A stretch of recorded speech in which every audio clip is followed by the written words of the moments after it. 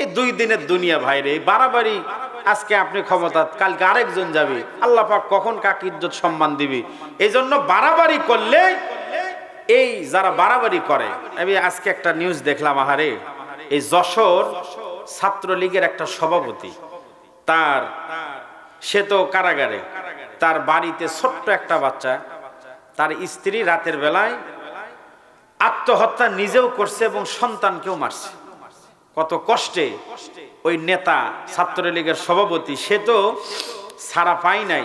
তার স্ত্রীর এবং এই ছোট্ট সন্তানের লাশ তাকে দেখানোর জন্য কারাগারে নিয়ে যাওয়া হয়েছে।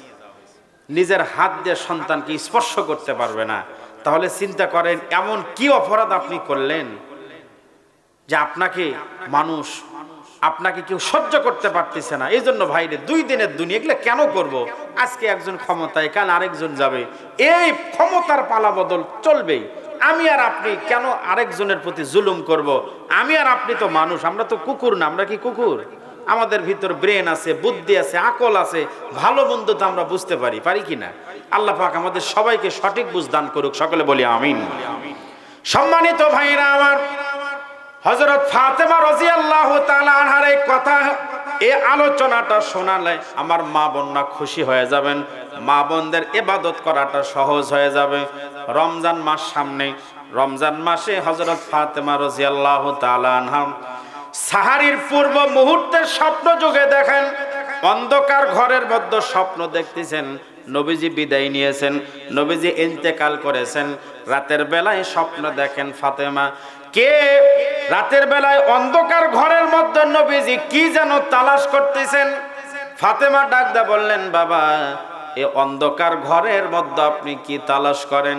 এমন সময় নবীজি বললেন, মা, আমি তোমার কাছে আসছি একটা সংবাদ দেওয়ার জন্য। মা, আজকে সাহারি করবা তোমার স্বামী আলীর সঙ্গে, কিন্তু ইফতার হবে আমার সঙ্গে, তোমার বাবার সঙ্গে, জান্নাতের দস্তরখানার মধ্যে। এই সংবাদটা দেওয়ার জন্য আমি তোমার কাছে আসছি। মা, ফাতেমার ঘুম ভেঙে গেল, সাহারির সময় হলো। একসঙ্গে স্বামীকে সঙ্গে করে নিয়ে সাহারি করলেন। তখন এই সংবাদটা দেয় নাই, কারণ মৃত্যুর সংবাদ যদি স্বামীকে দেয়, স্বামী কি কোনোদিন সাহারি করতে পারবে? স্বামীকে কিছুই না বইলা হযরত আলী সাহারি কইরা মসজিদে নববীতে গেলেন ফজরের নামাজ পড়ার জন্য। ফজরের নামাজ পড়ে এখনো পর্যন্ত ইশরাকের নামাজের সময় হয় নাই। বাড়িতে আসলেন, আসার পরে দেখেন যেই জায়গার মধ্যে যে মুসাল্লায় দাঁড়ায়া ফাতেমা ইবাদত করে, যেখানে দাঁড়ায়া ফজরের নামাজ পড়ে, ওই জায়গা থেকে ইশরাকের নামাজ না শেষ করে কোনোদিন জায়গা ত্যাগ করে না। কিন্তু আলী দেখে এখনো পর্যন্ত ইশরাকের নামাজের সময় হয় নাই। ইশরাকের নামাজের সময় কখন? সূর্য উদিত হওয়ার কমপক্ষে 10 মিনিট পার হওয়া লাগবে, কিন্তু এখনো পর্যন্ত ইশরাকের নামাজের সময় হয় নাই। ফাতেমা গেল কোন জায়গায়? খুঁজতে খুঁজতে গিয়ে দেখেন রান্নাঘরে ফাতেমা। রান্নাঘরে ফাতেমা বড় একটা গামলার ভিতরে অনেকগুলো কাপড় ভিজায় রাখছে। হাসান হুসাইনের বড় একটা পাতিলের মধ্যে পানি গরম দিয়েছে, অনেকগুলো আটার খামির বানাইছে। ফাতেমার এমনিতে শরীরের মধ্যে জ্বর। আলী ডাকদা বলল, ফাতেমা, এমনি শরীরের মধ্যে জ্বর, এতগুলা কাপড় একসঙ্গে কেন ভিজায় রাখছো? এতগুলা রুটি কেন খামির বানায় রাখছো? এই রুটিগুলা খাইতে তো কমপক্ষে 7 দিন সময় লাগবে, এতগুলা গরম কেন পানি দিয়েছো রে ফাতেমা?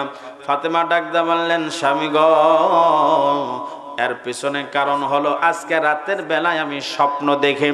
আবার বাবা আমাকে বলে দিয়েছেন, ফাতেমা, আজকে সাহারি করবা আলীর সঙ্গে, কিন্তু ইফতার হবে আমার সঙ্গে জান্নাতের দস্তরখানার মধ্যে।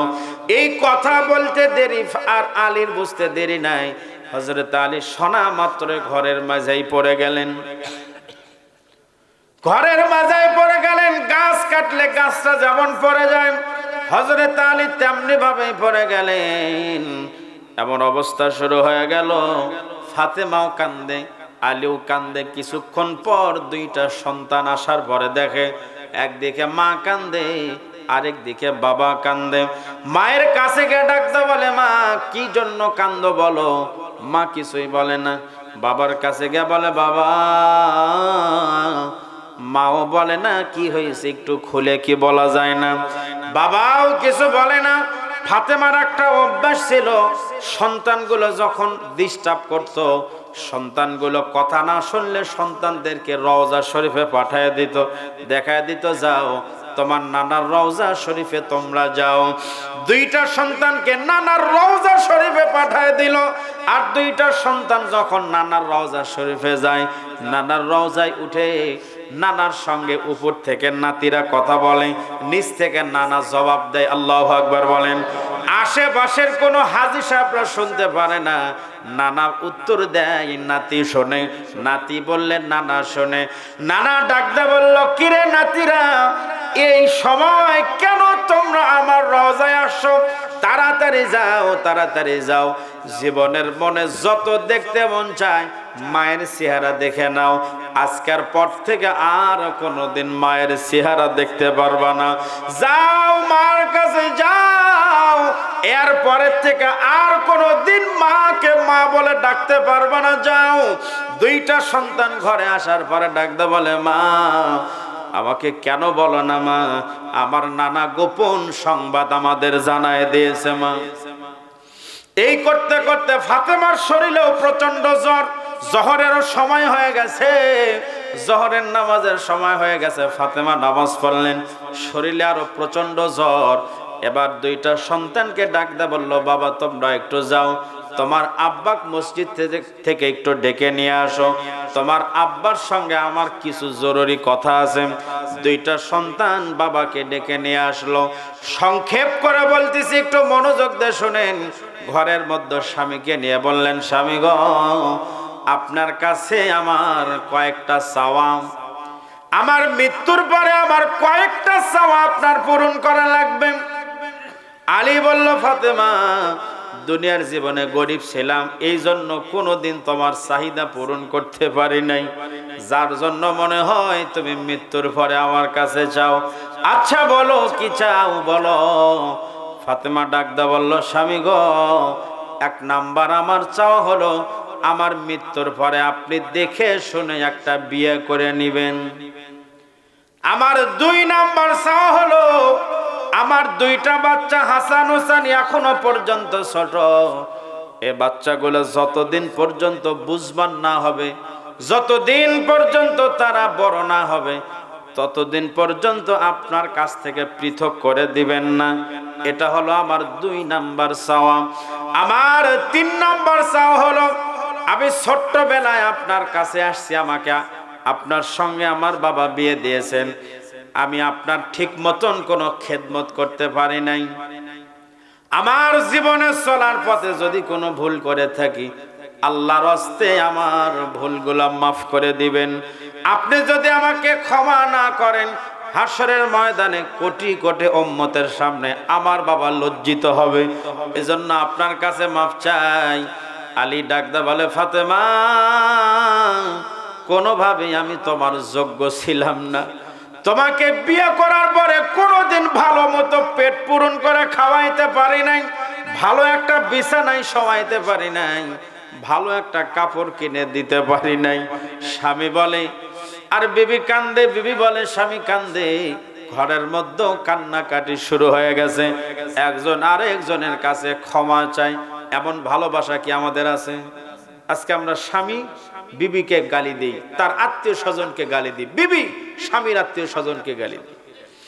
আলী বলল, ফাতেমা আমি তোমার কাছে ক্ষমা চাই, তোমার হক আদায় করতে পারি নাই। সংক্ষেপ করে বলছি ভাই, একটু হৃদয়ের কানটা একটু লাগায় শোনেন। ফাতেমা সর্বশেষ বলল, স্বামী গো, আমি তো মারাই যাব, আমার মৃত্যুর পরে আপনি জানাজার জন্য কোনো ঘোষণা দিবেন না। আপনাদের এলাকায় মানুষ মারা গেলে ঘোষণা হয় তো, আমার জানাজার জন্য ঘোষণা দিবেন না। আলী বলল, ফাতেমা তুমি হচ্ছ নবীর কলিজার টুকরা মেয়ে, তুমি হাসান হুসাইনের মা, তুমি আলীর স্ত্রী, তোমার জানাজার সংবাদ শুনলে লক্ষ লক্ষ মানুষ আসবে, লক্ষ লক্ষ মানুষের সমাগম হবে রে ফাতেমা। ফাতেমা ডাকতে বলে, স্বামী গো, সারা দুনিয়ার সমস্ত মানুষ যদি বলে ফাতেমা ভালো, আর আপনি স্বামী যদি বলেন ফাতেমা খারাপ, আমার জন্য হবে জাহান্নাম। আর দুনিয়ার সমস্ত মানুষ যদি বলে ফাতেমা খারাপ, আর আপনি স্বামী যদি বলেন ফাতেমা ভালো, আল্লাহ আপনার একজনের সার্টিফিকেট দিয়ে আমার জন্য জান্নাতের 8টা দরওয়াজা খুলে দিল। যারা বলেন কথা ঠিক কিনা? তাহলে বইয়ের ভালো হওয়া লাগবে কার কাছে? আমাদের গুলার কি খবর? এরা খালি কয় খালি তুমি আমাকে দেখতে পারো না। সারা গ্রাম খোঁজলাও একজন আমার বিরুদ্ধে নাই। এগুলা কিছু কথা কিছু মহিলা বলে না। এই জন্য দুনিয়ার সমস্ত মানুষ ভালো বললে আপনি জান্নাতি হবেন না, স্বামীর কাছে ভালো হন না। ফাতেমার সর্বশেষ একটা চাওয়া, এটা হলো আমার আজকের আলোচনার মূল উদ্দেশ্য। ফাতেমা ডাকদা বলে, স্বামী গো, আমার মৃত্যুর পরে আমার খাটিয়ার উপরে বড় আপনি একটা চাদর বিছায় দেবেন। আমার খাটিয়ার উপরে বড় একটা চাদর দিবেন। আলী বলল, ফাতেমার চাদর কেন দেওয়া লাগবে? তোমাকে তো কাফনের কাফন দিব, চাদর কেন দেওয়া লাগবে? ফাতেমা বলে, স্বামী গো, এর পিছনে কারণ হলো আমি কোনোদিন দুনিয়ার কোনো বেগানা পুরুষের সামনে আমি যাই নাই, দুনিয়ার মানুষ আমাকে দেখে নাই। আপনি যদি আমার খাটিয়ার উপরে চাদর না দেন, কাফনের উপরটা দেখলে দুনিয়ার মানুষ বুঝতে পারবে ফাতেমা লম্বা ছিল না খাটো ছিল, ফাতেমা চিকন ছিল না মোটা ছিল, এইটা দুনিয়ার মানুষ বুঝতে পারবে। যার কারণে আমার জীবনের শেষ চাহিদা হলো আমার মৃত্যুর পরে আমার খাটিয়ার উপরে বড় একটা চাদর বিছিয়ে দিবেন, যাতে করে দুনিয়ার মানুষ বুঝতে না পারে আমি ফাতেমা কেমন ছিলাম। ও পাঁচলিয়ার মা বোনেরা শুনে নেন, ফাতেমা হলো জান্নাতি নেত্রী, যে নেত্রী মৃত্যুর পরেও এত চিন্তা করে, মৃত্যুর পরেও যেন তার চেহারা তার শরীর কেমন ছিল এটা যেন পুরুষ মানুষ বুঝতে না পারে। আজকে আপনি কেমনে বেগানা হয়ে কেমনে সিরাজগঞ্জ মার্কেট করতে যান, কেমনে আপনি বগুড়ায় যান, কেমনে আপনি ঢাকায় যান, এমন নেত্রী পাইছেন মা যেই নেত্রী মৃত্যুর সময়ও পর্দার লঙ্ঘন করে নাই। এজন্য মা আপনাদের নেত্রী হবে ফাতেমা, সে ফাতেমার মতো যদি পর্দা করেন, আপনার বাড়ি পাঁচলিয়া, থাকেন ভাঙ্গা ঘরে, কিন্তু আল্লাহ আপনাকে জান্নাতের মালিক বানায় দিবে। যারা বলেন কথা ঠিক কিনা? আমার আর ওয়াজ বাকি আছে 2টা পয়েন্ট, মনে আছে তো আপনাদের? মা বোনদের জন্য দামি ওয়াজ হলো পর্দার ওয়াজ, দামি ওয়াজ পর্দার ওয়াজ। আর পুরুষের জন্য দামি ওয়াজ হলো নামাজের ওয়াজ। পুরুষের জন্য দামি ইবাদত হলো নামাজ, আর মহিলাদের জন্য দামি ইবাদত হলো পর্দা। ওই যে বাদশাহ হারুনুর রশিদের কাছে যুবক বলল, আমি আপনাকে ফতোয়া দিব, তার আগে আমার 2টা শর্ত আপনার মানা লাগবে। এই 2টা শর্ত আপনারা রাজি আছেন তো শোনার জন্য? ইনশাআল্লাহ এই 2টা শর্ত শোনাবো। তার আগে এই কবরস্থান উন্নয়ন কল্পে কমিটিদের ভিতরে খালি 1.5 টাকা 5 শিখা শুরু হয়ে গেছে। চিন্তা করতেছে, হুজুর খালি ওয়াজি করলেন, কাম তো হলো না হুজুর। এজন্য কমিটিরও একটা চাহিদা প্রত্যাশা নিয়েই এই মাহফিলের আয়োজন করছে। আর আমার মতো ভাঙ্গাচুরে এক হুজুরকে দাওয়াত করে নিয়ে আসছে। তা আমি আপনাদের কাছে খুব বেশি না, আমি এখানে যারা আছেন আপনাদের কাছ থেকে কম পক্ষে 1000 টাকার নিচে কেউ দিবেন না। আরে ভাই, 1000 টাকা আপনার এলাকায় তো টাকাই না, কয় গামছা বেচা লাগবে? আপনার এলাকার সবচাইতে দামি বিজনেস হলো কাপড়ের গামছা, লুঙ্গিও চলে নাকি এদিকে? না কম?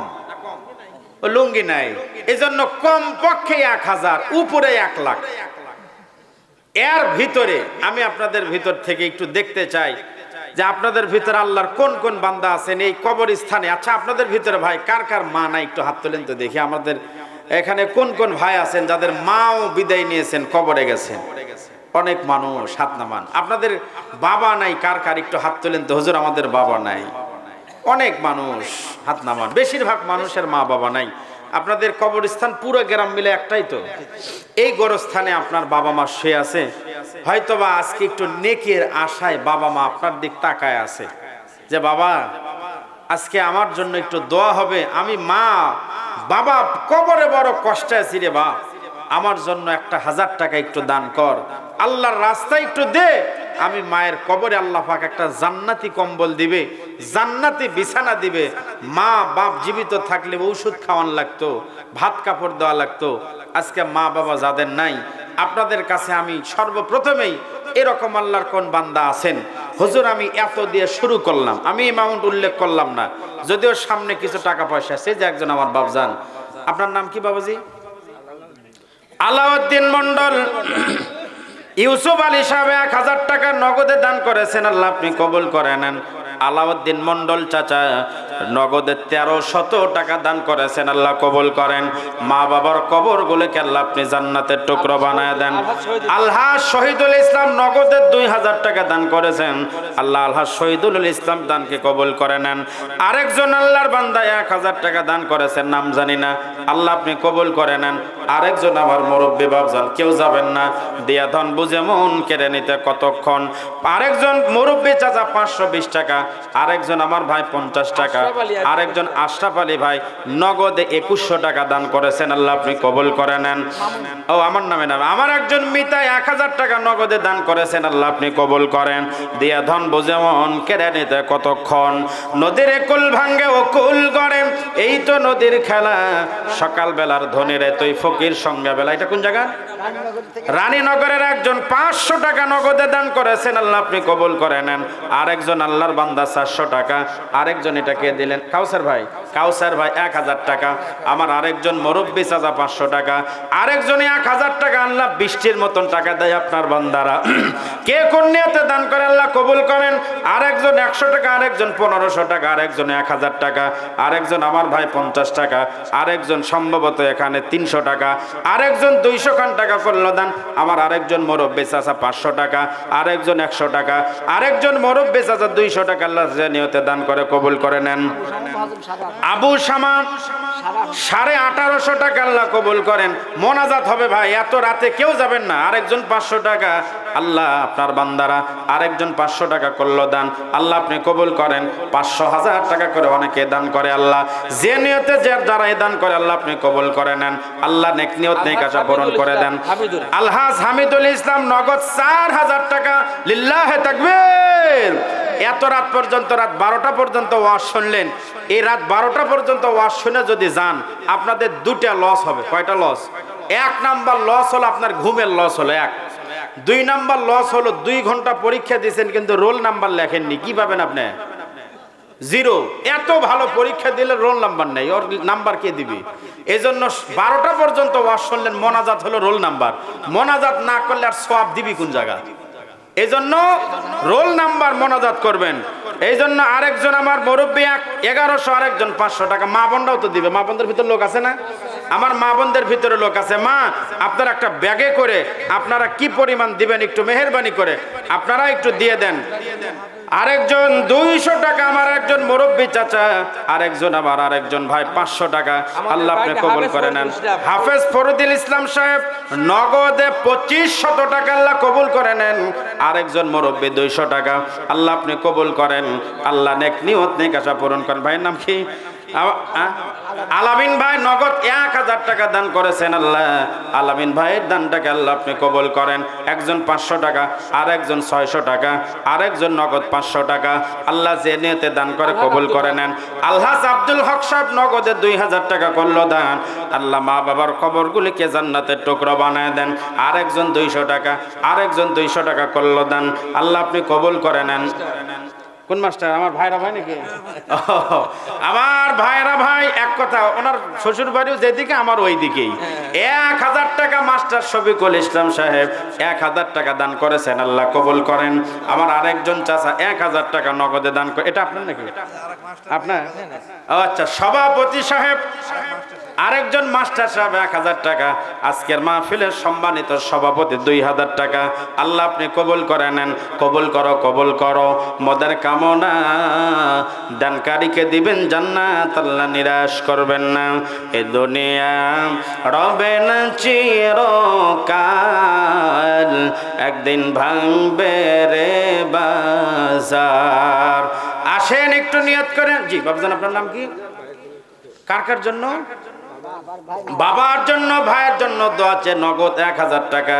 আল্লাহ বাবার কবর ভাইয়ের কবরকে জান্নাতের টুকরো বানায় দেন। জাহাঙ্গীর আলম নগদ 2000 টাকা করলো দান।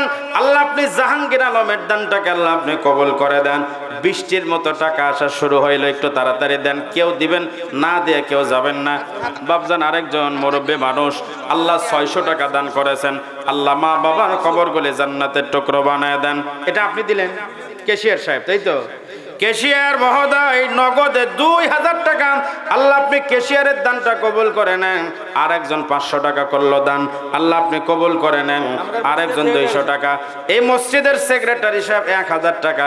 আল্লাহ মসজিদের সেক্রেটারির দানকে কবুল করে নেন। এই কমিটি কি আলাদা নাকি? মসজিদ কবরস্থান কমিটি আলাদা আলাদা? ও আচ্ছা আচ্ছা। মনসুর রহমান 2000 টাকা। মনসুর রহমান 2000 টাকা। আল্লাহ মনসুর রহমানের দানকে আল্লাহ আপনি কবুল করে নেন। আল্লাহ নেক নিয়ত নেক আশা পূরণ করে দেন। সকলে বলে আমিন। এ দুনিয়া রবে না চিরকাল, একদিন ভাঙবে রে বাজার। আরেকজন আমার ভাই নগদ 300 টাকা। আরেকজন আমার মুরব্বী চাচা নগদে 2000 টাকা করলো দান। আল্লাহ কবুল করে নেন। দিয়া ধন বুঝে মন কেড়ে নিতে কতক্ষণ। আল্লাহ কেটা সম্মানিত সেক্রেটারি সাহেবের শ্বশুর জহুরুল ইসলাম সাহেব 2000 টাকা। ধরে বলেন মারহাবা। আল্লাহ আপনি 2000 টাকা দান কবুল করে নেন। আল্লাহ যে নিয়তে দান করলো আপনি কবুল করে নেন। দিয়া ধন বুঝে মন কেড়ে নিতে কতক্ষণ। আরেকজন 100 টাকা। আল্লাহ যে যে নিয়তে দান করে কবুল করেন। আরো কেউ আছেন, একটু আসেন আল্লাহর রাস্তে। আপনারা সকলে একসঙ্গে যেভাবে আসছেন আলহামদুলিল্লাহ, মন আমার ভরে গেছে। আসলেই এই রকম বৃষ্টির মতো আপনারা দিলেন। আপনাদের কবরস্থানের আসলে দরকার কি? জায়গা না প্রাচীর না কি নাই? ও প্রাচীরের দরকার, তাই না? জায়গারও দরকার, ও সবকিছুরই দরকার আছে। জায়গা আপনাদের কয় শতক জায়গা পুরো কবরস্থান মিলে? 2 বিঘা না 1 বিঘা? 6 বিঘার মতো কবরস্থান। এই গ্রামে তো জনসংখ্যা অনেক। আমি শুনছিলাম এর আগে 1 গ্রাম মিলে নাকি একটা ওয়ার্ডই আপনাদের এটা। হ্যাঁ, অনেক মানুষের সমাগম। 6 বিঘা। আসলে দুনিয়াতে থাকার জন্য 2 বছর 5 বছর লক্ষ টাকার বাড়ি বানাই, 50 লাখ টাকার বাড়ি বানায় 2 বছর না থাকতে বিদায় নেওয়া লাগে। এজন্য যে কবরে কমপক্ষে মানে 50,000 বছর থাকবেন, এই কবরে একটু চিন্তা করেন। দুনিয়ার বাড়ি গাড়ি কত সুন্দর করলেন, একটু কবরের জন্য একটু সুন্দর একটু ব্যবস্থা করেন। আমাদের এলাকায় যেগুলো গোরস্থানের প্রাচীন, এগুলো শিয়াল তুলে আর নামায়, এমন অবস্থা হয়। আপনাদের এলাকায় হয়তো ওগুলার মানে ঝোর ঝামেলার কম, কিন্তু আসলেই অনেক এলাকা আছে যে কবরস্থান মানে সিকিউরিটি নাই। লক্ষ লক্ষ কোটি কোটি টাকা দিয়ে বাড়ি বানাইছে, একটা গোরস্থান বানায় না। এজন্য আপনাদের গ্রামের সম্মিলিত গোরস্থান, অনেক পুরাতন মানুষ এখানে শায়িত আছে। এজন্য আপনাদের সকলের জন্য দোয়া হবে। যারা চলে গেল তাদের জন্য আমরা দোয়া করবো। ওরা যে এত রাত পর্যন্ত ছিল, আত্মীয় স্বজন যার যেখানে শায়িত আছে, ভাই বাবা দাদা নানা চাচা শ্বশুর শাশুড়ি, ভাই বোন যে যেখানে শায়িত আছে, আল্লাহ পাক তার কাছে দোয়া করবো আল্লাহ যেন সবাইকে মাফ করে দিয়া এই 5 লিয়া পুরো গোরস্থানকে আল্লাহ পাক যেন জান্নাতের টুকরা বানায় দেয়। সকলে বলেন আমিন। সম্মানিত ভাইরা আমার, আপনাদের যদি আর কেউ দেওয়ার থাকে একটু আল্লাহর রাস্তায় আসবেন। আর জায়গা যদি কেউ দেওয়ার মতন থাকেন, 1 শতক 2 শতক 3 শতক 4 শতক, যে হুজুর আমি ইনশাল্লাহ কবরস্থানের জন্য জায়গা দিলাম, এরকম কেউ থাকলে একটু বলবেন। জায়গা দেওয়ার মতো লোক খুঁজে পাওয়া গেছে কি? ও আচ্ছা আচ্ছা, একটু বলেন, কে দ্রুত বলে দেন। আব্দুল সালাম পিতা মরহুম আব্দুল আজিজ। আব্দুল আজিজ মারা গেছে। আব্দুল সালাম 3 ডিসেম্বর জায়গায় 4 লক্ষ টাকা। এটা খাস করে দোয়া করে দিবেন। আব্দুল সালাম আব্দুল আজিজের ছেলে। ও আব্দুল সালাম ভাই দান করছেন। তার বাবা রুহের মাগফিরাত কামনাই। বাবা এবং বড় ভাই সব মিলে 3 ডিসিমাল, তার মানে 4 লক্ষ টাকা নাকি? আরেকটা সুখের সম্পর্ক 4 লক্ষ টাকা। আল্লাহ পাক তার এই বিশাল দান আল্লাহ পাক যেন বাবার ভাইয়ের নাজাতের জরিয়া হিসেবে আল্লাহ কবুল করে, জান্নাতের বিনিময়ে আল্লাহ কবুল করে। সকলে বলি আমিন। জি, দাতার নাম একটা গরিব মানুষ, তার নাম হলো মজিদা, বাপের নাম মহর আলী। উনি তার বাপের মাগফিরাত 2 ডিসেম্বর টাকা দান করছে। একটু দোয়া করে দিবেন। করছে যে মজিদা খাতুন না, মজিদা খাতুন, নাম মহর আলী। আচ্ছা আচ্ছা, যাক আমার বোন 2 শতক, তাই না? 200। আমার মা বোন এগুলো মা বোনদের দাম, আর এ মা বোনদের এত কম হলো কি জন্য? না দিছে আগে আগে এক বস্তায়। ও আগে দিছে।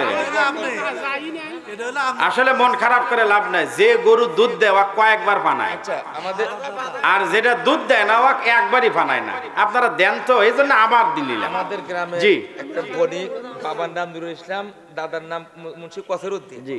ওনাদের রুহের মাকে 10,000 টাকা দিয়ে খাস খেতে হবে। লিল্লাহি তাকবীর। তাহলে যিনি দিলেন উনি মাসুদ রানা, তার বাবা এবং দাদার জন্য রোহের মাগফিরাত কামনায় নগদে 10,000 টাকা করেছেন দান। আল্লাহ কবুল করুক, সকলে বলে আমিন। এরকম 10,000 আর আছে নাকি? এরকম মাসুদ ভাই আর এরকম মেলা গায়ে তো মাদ্রাসায় দুটো মসজিদ গিয়ে তো করছেন লাস্টে, এর মধ্যে এই থাকে। আচ্ছা যাক, আলহামদুলিল্লাহ। আসলে আপনাদের গ্রামের এই একতা এখনো যা আছে, এত বিশাল মসজিদ আছে, এক গোরস্থানে আপনারা আছেন, একই মনে হয় ঈদগাহ মাঠ কয়টা? একই ঈদগাহ, একই ঈদগাহ মাঠ। আল্লাহ পাক আপনাদের এই ভ্রাতৃত্ব, এই ভালোবাসা, এই বন্ধন আল্লাহ পাক কিয়ামত পর্যন্ত টিকে রাখুক, সকলে বলে আমিন। যাই হোক, সম্মানিত ভাইরা আমার, আপনাদের যদি কেউ থাকেন ইনশাল্লাহ দিবেন। আমার বাদ বাকি আলোচনাটুকু শেষ করি, কি বলেন আপনারা? বাদশাহ হারুনুর রশিদ ডাকদা বলল, বলো তোমার 2টা শর্ত কি বলো। যুবক ডাকদা বলল, আমার 1 নাম্বার শর্ত হলো আপনার শহরের যেটা সেন্ট্রাল মসজিদ, কেন্দ্রীয় মসজিদ, ওই মসজিদে আমাকে মাগরিবের নামাজের ইমামতি করতে দেওয়া লাগবে। কোন নামাজ? মাগরিবের নামাজের ইমামতি আমাকে করতে দেওয়া লাগবে। আচ্ছা বলেন তো, মাগরিবের নামাজ সহজ না কঠিন? এই মসজিদের সভাপতি আছেন কি আমার ডানে বামে? সভাপতি নেই, সেক্রেটারি আর ক্যাশিয়ার সাহেব আছে নাকি? ক্যাশিয়ার মনে হয় আছে না নাই? মাগরিবের নামাজ এক মসজিদে আমাদের, আপনাদের তো মসজিদ বড়, ইমামদের বেতন তো ক্লিয়ারই আছে, তাই কি না? কিন্তু অনেক মসজিদ আছে এখন সরকারি ভাবে একটা গেজেট পাস করছে দেখলাম, ইনশাআল্লাহ কাল পাস হবে। যে ডক্টর ইউনূস যিনি আমাদের বর্তমান ধর্ম উপদেষ্টা, ডক্টর আফম খালিদ সাহেব, উনি একটা উদ্যোগ নিয়ে আলহামদুলিল্লাহ অল্প সময়ে ইমামদের জন্য, মুয়াজ্জিন, খাদেম সবার জন্য একটা সুখবর দিয়েছেন। সেটা হলো ইমামদের একটা গেজেট অনুযায়ী একটা বেতন নির্ধারণ করছেন, যে যিনি শুক্রবারে ইমামতি করবেন খতিব, তার বেতন কত? 5ম গ্রেড শুনলাম, 70 না দেখলাম 43 মনে হয়, সম্ভবত 43। এরপরে আপনার যিনি 5 ওয়াক্তের ইমাম হবেন ওনার বেতন হলো 35,000। এরপরে এরকম নিচের দিকে আপনার 18,000, 12,000 পর্যন্ত আছে। আচ্ছা, যে গেজেট প্রকাশ করা হলো, এখন আমার একটা জানার বিষয় হলো এটা কার্যকর করবে কি? আমাদের এলাকায় যদি শুনে যে ইমামের খতিবের বেতন 43,000, অনেক কমিটি হার্ট ফেল করবে, কয় কি রে? আসলে এটা দিবে কে? আমাদের এলাকায় বহু মসজিদ আছে যে বছরে 5,000 টাকা দিয়ে খালি জুমার নামাজ পড়ে নেয়। আবার এরকম আছে 5 ওয়াক্ত নামাজ পড়াচ্ছে, হয়তো আপনার 2,000 টাকা মাস, 2,000 টাকা মাস, তাহলে 12 মাসে হয় কয় হাজার? এর ভিতরে আবার 2 বছর 1.5 বছর বাকি। এই রকম মসজিদ আছে না নাই? এখন কথা হলো, যে গেজেট পাস করা হলো, এটা যাতে ডক্টর ইউনূস সহ যিনি আমাদের ছিলেন, এতদিন সরকার ছিলেন, হয়তো 12 তারিখের পরে বিদায় নিবেন, ধর্ম উপদেষ্টারাও বিদায় নিবেন, ওনাদের যাওয়ার আগে কমপক্ষে এটা ক্লিয়ার করা দরকার যে এই ক্ষমতায় যারাই আসুক, ক্ষমতায় যে দলে আসুক, তারা যেন এই যে আইন হয়েছে এটা যেন সকলেই মিলে কি করে? বাস্তবায়ন করে। তাহলে এটা লাভ, তাছাড়া খালি বলে কোনো লাভ নেই। এজন্য হ্যাঁ, আমরা সকলেই মিলে আমরা চিন্তা করব আগামীর বাংলাদেশ যেন আমাদের একটা কি থাকে, আমাদের দেশের চাবি যেন আমাদের হাতে থাকে। এই জন্য আমরা সকলে মিলে একটু গণভোটের পক্ষে হাত দেব। রাজি আছি তো ইনশাআল্লাহ? সম্মানিত ভাইরা আমার, আসুন যে মাগরিবের নামাজ তো এক গ্রামে ইমাম সাহেবের সঙ্গে কেসাল গন্ডগোল, বেতন দেয় না। সভাপতি সাহেবকে লোক মিলে বলতেছে, ইমাম সাহেব তো বাড়িতে গেল বেতন না পায়া, তো সভাপতি সাহেব আপনি নামাজ পড়ান। সভাপতি বলতেছে, আমি মিয়া এক সূরা ফাতিহায় 6 বার ভুল হয় আমার, তা আমি পারবো না, এগুলো এত বড় দায়িত্ব আমার পক্ষে সম্ভব না।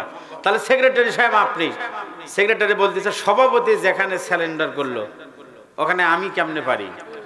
কেশিয়ার আপনি পড়ান, কেশিয়ার বলতেছে বারে মাগরিবের নামাজ দেখে খালি পারিচ্ছি না, খালি জহর আসর হলে তো পড়েই দিলাম নি, কারণ জহর আসরে তো সূরা মনে মনে যা কমু তাই হবে। এই বাদশাহ হারুনুর রশিদকে ডাকতে বলল, হুজুর আমার 1 নাম্বার শর্ত হলো আপনার যে সেন্ট্রাল মসজিদ আছে ওই মসজিদে আমাকে মাগরিবের নামাজের ইমামতি করতে দেওয়া লাগবে। আমার 2 নাম্বার শর্ত হলো আপনাকে যারা ফতুয়া দিয়েছিল আপনার বউ তালাক হয়ে গেছে, একদল তো ফতুয়া দিছে, এই সমস্ত হুজুরের সমস্ত আলেমদেরকে আমার পিছনে মাগরিবের নামাজের ইমামতি করতে দেওয়া লাগবে। বাদশা বলল ব্যাপার হলো আপনি মাগরিবের সময় আসেন, আমি যারা আমার আলেম সমাজ যারা আছে তাদেরকে আমি মাগরিবের নামাজে উপস্থিত ধরতে বললে ওরা আসবে। ইমাম সাহেব এবার যুবক সন্ধ্যার সময় মসজিদে চলে গেল। বাদশাহ ইমামকে বলে দিলেন আমি একজন বড় একটা হুজুরকে নিয়ে আসছি, উনি আজকে মাগরিবের নামাজের ইমামতি করবেন। ইমাম সহ আলেম সমাজরা পিছনে দাঁড়ায় গেল। যুবক সামনে যখন দাঁড়ায় গেল মাগরিবের নামাজ পড়ানোর জন্য আল্লাহু আকবার বলে নিয়ত বাঁধলেন। নিয়ত বাঁধার পর সানা পড়ে এবার সূরা ফাতিহা পড়লেন, আলহামদুলিল্লাহি রাব্বিল আলামিন যাই হোক শেষ পর্যন্ত পড়লেন। এরপরে একটা সূরা মিলাইলেন, সূরার নাম হলো সূরা ৩। কোন সূরা?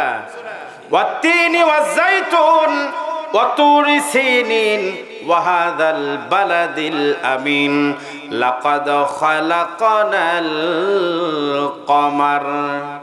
কি পড়ছে? আছে কি? লাকাদ খালাকনাল ইনসান। ইনসান মানে কি? মানুষ। আর ইমাম সাহেব কি পড়ছে? কমার। পিছন থেকে সবাই মিলে লোকমা দিছে, আল্লাহু আকবার। বাদশা চিন্তা করলেন কোন হুজুর নিয়ে আসলাম আমি, এতক্ষণ পর্যন্ত খালি এক টেনশনে ছিলাম বউ, এখন তো বউ গেল, ইজ্জত গেল। এবার আবার সূরা তেলাওয়াত শুরু করছেন, ওয়াত-তিনি ওয়াজ-যাইতুন ওয়া তুরি সিনিনা ওয়া হাযাল বালাদিল আমিন লাকাদ খালাকনাল কমার। আবার লোকমা, আবার যখন লোকমা দিল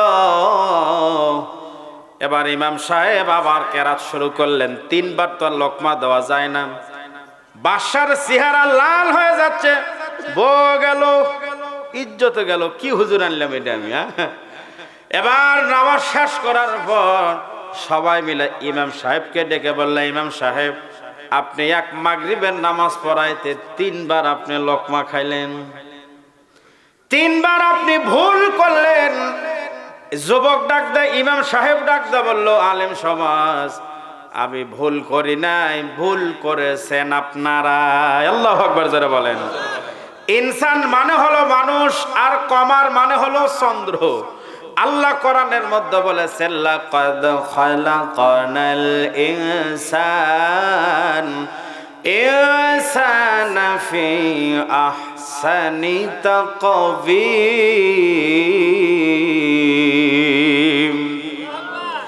আল্লাহ মানুষকে সবচেয়ে সুন্দর কাঠামো, সুন্দর অবয়বে আল্লাহ সৃষ্টি করেছেন। আল্লাহ বললেন মানুষ সুন্দর। আর বাদশার বউ বলেছিল, কি মনে আছে তো আপনাদের? বাদশার বউ বলেছিল আমি চাঁদের চাইতেও সুন্দর।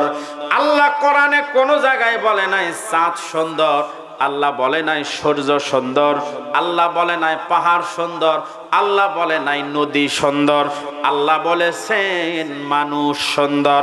পাতে ফতুয়া দিয়ে গেলাম বাদশার বউ তালাক হয় নাই। মারহাবা বলেন। কোরআন থেকে ফতুয়া হয়ে গেল। যিনি এই ফতুয়া দিলেন ইনি কে ছিলেন? এই ব্যাপারে 2টা রিওয়ায়াত। অনেকে বলছেন যিনি ফতুয়া দিয়েছিলেন উনি হলেন ইমাম আবু ইউসুফ রাহমাতুল্লাহি আলাইহি। সম্মানিত ভাইরা আমার, এক কথায় আপনার আমার চেহারা যত সুন্দর, আমি আর আপনি যখন জান্নাতে যাব আমাদের সকলের চেহারা হবে ইউসুফ নবীর মতন সুন্দর। আল্লাহ পাক আমাদের সবাইকে এই মাহফিল থেকে এক কথায় সূরা ইয়াসিন থেকে শুরু করছিলাম। সূরা ইয়াসিনের যে ফজিলত এই সূরা ইয়াসিন আমরা জান্নাতে শুনবো। জান্নাতে আল্লাহর যখন মুখ থেকে আমরা আল্লাহর জবান থেকে যখন সূরা ইয়াসিন শুনবো, ওই সময় আমাদের চেহারা, আমাদের সব কিছু আরো সুন্দর হয়ে যাবে। এক কথায় এই দুনিয়াতে একটা জিনিস সুন্দর হলে আরেকটা হয় না, কিন্তু জান্নাতে জীবন যে সুন্দর হবে, যে সৌন্দর্য বর্ণনা করে শেষ করা যাবে না। যারা বলেন কথা ঠিক কিনা? আল্লাহ পাক আজকের এই কবরস্থানের উন্নয়ন কল্পের যে মাহফিল, এই মাহফিলকে আল্লাহ পাক কবুল করুক। এই মাহফিল আরো সামনে আল্লাহ পাক এই মাহফিল যেন কিয়ামত পর্যন্ত মাহফিল হয় আল্লাহ কবুল করুক। এই কবরস্থানে যারা শায়িত আছে আল্লাহ যেন তাদের সবাইকে জীবনের ভুল ত্রুটি মাফ করে দিয়ে কবরগুলি যেন জান্নাতের টুকরো বানায় দেন। সকলে পড়ি আমিন।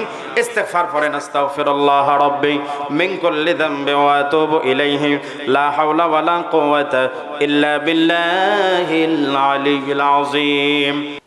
আল্লাহুম্মা আমিন। اللهم انت السلام ومنك السلام تباركت ربنا وتعاليت يا ذا الجلال والإكرام.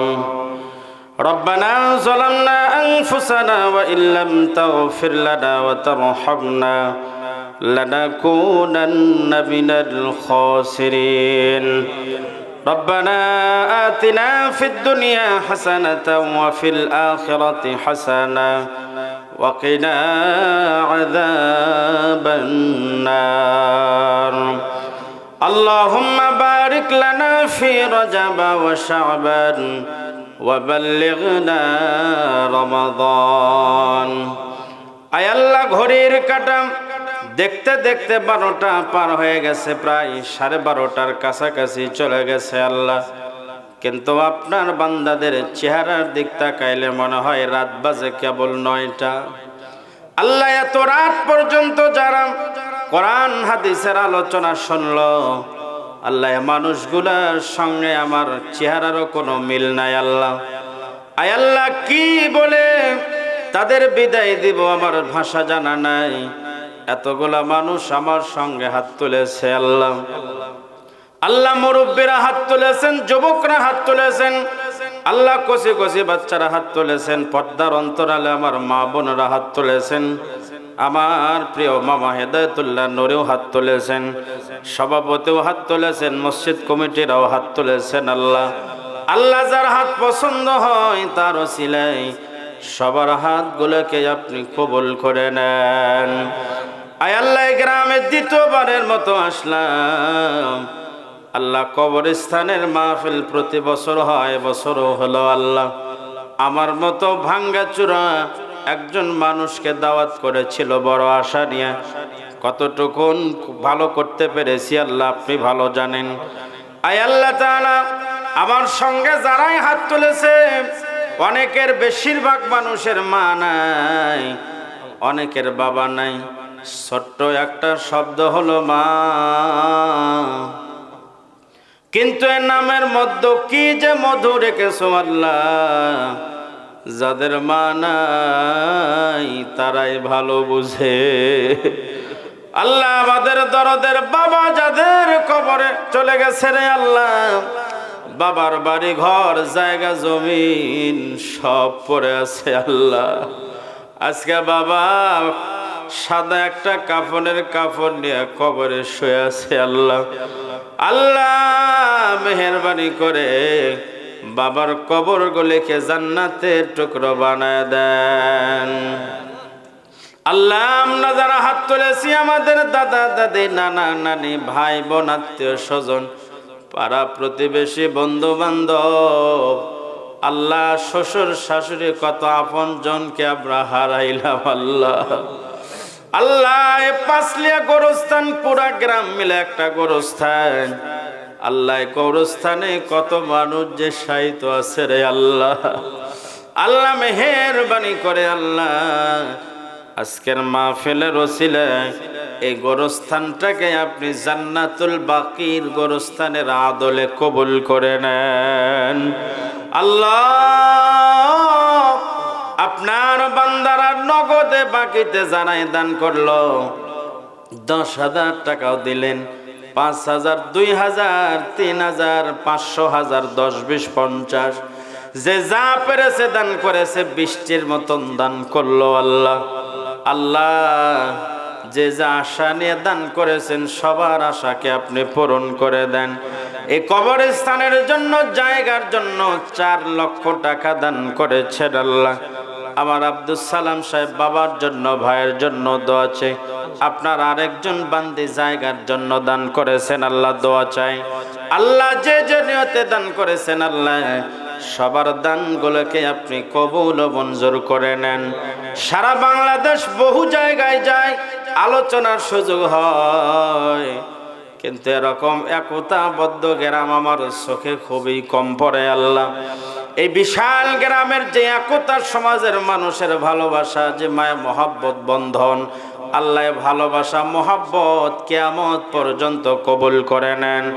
এ মাহফিল কবুল করে নেন, সভাপতি কবুল করে নেন আল্লাহ, গোরস্থানের কর্তৃপক্ষকে কবুল করে নেন আল্লাহ। যারা জায়গা দিয়ে, টাকা দিয়ে, বুদ্ধি দিয়ে যে যেভাবে সহযোগিতা করেছেন আল্লাহ, সবার সহযোগিতাগুলি জান্নাতের বিনিময়ে কবুল করে নেন আল্লাহ।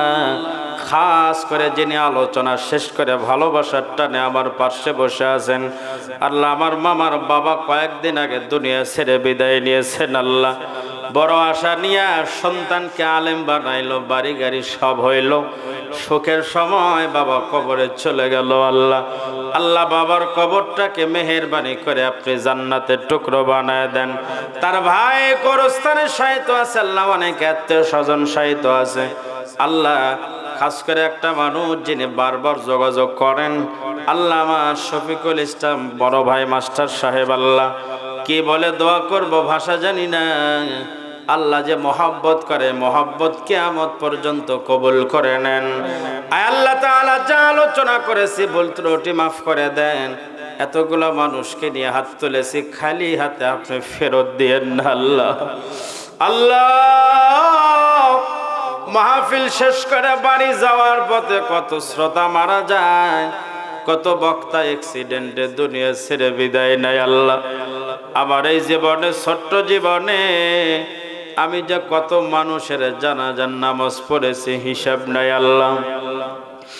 আমার এই 2 হাত দিয়ে আমি কত কবরে মাটি দিয়েছি, কত কবরে লাশ নামিয়েছি, হিসাব নাই আল্লাহ। হতে পারে আজকের এই মোনাজাত জীবনের শেষ মোনাজাত আল্লাহ। আল্লাহ হতে পারে আজকের এই মোনাজাত জীবনের শেষ মোনাজাত আল্লাহ। আমরা জীবনে কত কবরে 2 হাত দিয়ে মাটি দিলাম আল্লাহ। একদিন আমরা সবাই দুনিয়া ছেড়ে চলে যাব। আমাদের শরীরের রঙিন দামি দামি কাপড়গুলো খুলে ফেলবে আল্লাহ, সাদা কাফনে চকলেটের মতন মরায় দিবে। সন্তানগুলো বাবা বাবা বলে চিৎকার করে কাঁদবে, সান্ত্বনা দেওয়ার মতন কোনো ভাষা নাই আল্লাহ। আমাদের পাক্কা ইমানদার না বানায় কবরে ডাক দিও না রে আল্লাহ। আমার সঙ্গে পর্দার অন্তরালের অনেক মা বোনেরা হাত তুলেছে, আমার মা বোনদেরকে পর্দা নিশিন আবেদা সালেহা করে কবুল করে নেন আল্লাহ। পর্দা নিশিন বানায় দেন, মা ফাতেমার চরিত্র দান করে দেন আল্লাহ। আল্লাহ আমাদের সঙ্গে আমার যত যুবক ভাইরা মুরব্বীরা হাত তুলেছে সবাইকে 5 ওয়াক্ত নামাজি বানায় দেন আল্লাহ। পরিশেষে একটি দোয়া করি আল্লাহ, এ দুনিয়া ছেড়ে যেদিন আমরা বিদায় নিব রে আল্লাহ, জানি না কখন মারা যাব, তবে দিনটা যেন জুমার দিন হয় আল্লাহ। মাসটা যেন রমজান মাস হয়। আয় আল্লাহ আমাদের ডায়াবেটিস দিয়ে, ক্যান্সার দিয়ে, অ্যাক্সিডেন্ট দিয়ে মরণ দিও না আল্লাহ। বিদায় বেলায় পানি পানি বলে চিৎকার করে নয়, মা মা বলে চিৎকার করে নয় আল্লাহ। বিদায় বেলায় মরণের আগ মুহূর্তে আমাদের সবার মুখে মধুর কালিমা জারি করে দিয়েন, লা ইলাহা ইল্লাল্লাহু মুহাম্মাদুর রাসূলুল্লাহ সাল্লাল্লাহু আলাইহি ওয়াসাল্লাম। আসসালামু আলাইকুম ওয়া রাহমাতুল্লাহি ওয়া বারাকাতুহু।